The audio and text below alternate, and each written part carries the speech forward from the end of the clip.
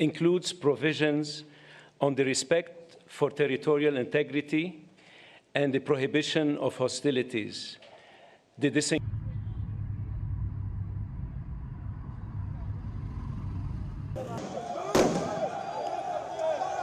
These are not just words on paper. They must now be translated into action with justice, accountability, and political will.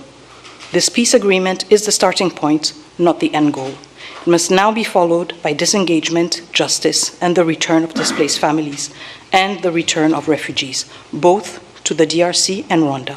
We must acknowledge that there is a great deal of uncertainty in our region and beyond, because many previous agreements have not been implemented, and there is no doubt that the road ahead will not be easy.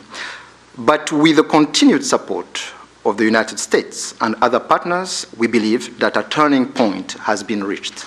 Rwanda stands ready to work with the DRC to deliver on our joint commitments. We think sometimes about peace is not just about ending wars, it's not just about saving lives, it's about allowing people to live.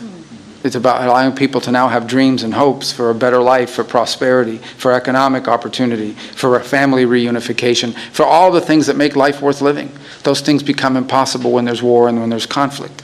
So we're grateful to have played the role we've played. We acknowledge and recognize there's still more work to be done.